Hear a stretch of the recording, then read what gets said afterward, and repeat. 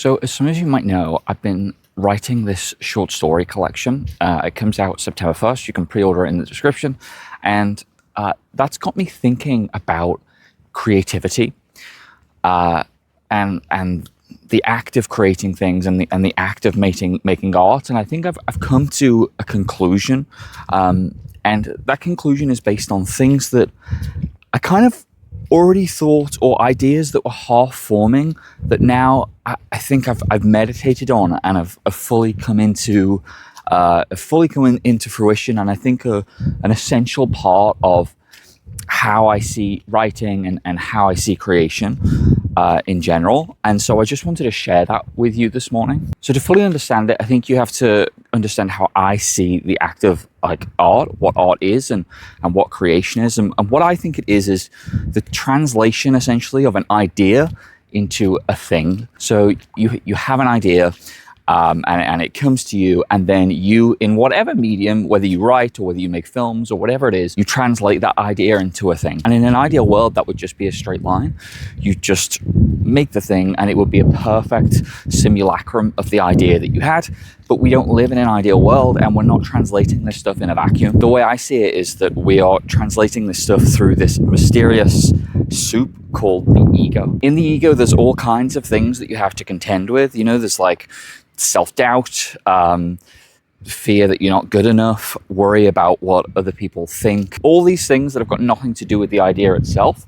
And what happens is, as we're translating this stuff, it gets deformed and pulled and altered by all of these different things that it has to go through to get to the final form that it needs to be in. And so the question becomes, what is it you can do to make sure that the final product, whatever it is as close to the idea that you originally had as possible? And I think I now have an answer to that. So for me, what that is this notion of reverence.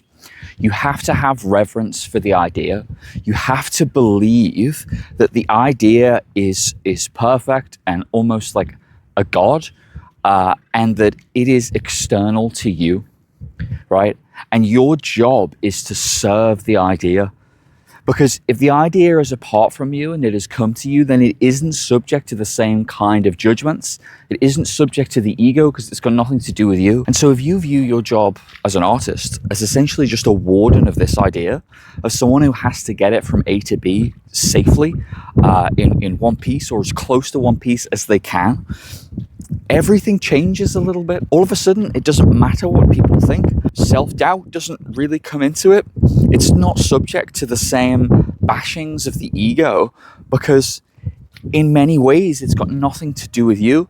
You're just the vessel that this idea chose to descend upon, and you're just doing your job. You're just doing the best that you can. And so I think reverence to the idea gets the idea from A to B, from idea into art, in the safest, most streamlined way possible.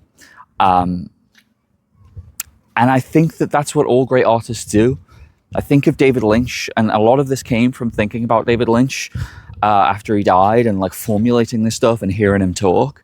And I feel like this is where I've landed, and I feel really, really good about it. This all came from, by the way, I'm releasing this short story collection, and it's sort of become a bit of a beast. It's sort of become way more than I intended it to be. I started writing these little interludes that kind of started to join up and become a thing of their own. And now they tie the whole thing together in a way I never expected. And along the way, there was all this sort of self-doubt, like, should I do it like this? Is it self-indulgent? All these questions. And that was affecting the writing. And in the end, I was like, no, do you know what? This was an idea that I had. And when I had the idea, it felt good. It felt bright. It felt special. And in asking all of these inane questions, I'm ruining it. So just serve the idea.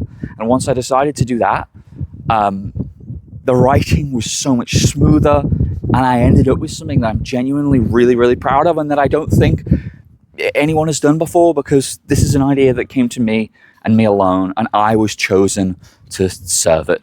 And even if that's not true, it's one of those things that, like, I choose to believe is true because it helps the process. So yeah, I hope that made some kind of coherent sense. If you're working on something, if you're struggling, if you are plagued by these feelings of self-doubt and worrying about what other people will think, and worrying if you're not good enough, and comparing yourself to others, I think if you switch your thinking to something like this model, or something like this model, I think that's going to really, really help you. So yeah, I just thought I'd take you on this little walk with me this morning, talk to you about that, and hopefully that helps. Like I say, if you would like to pre-order my collection, it is out now, and you can do that, and it would be, I'd really appreciate it. I'm really proud of it. So thanks, and I'll see you next week.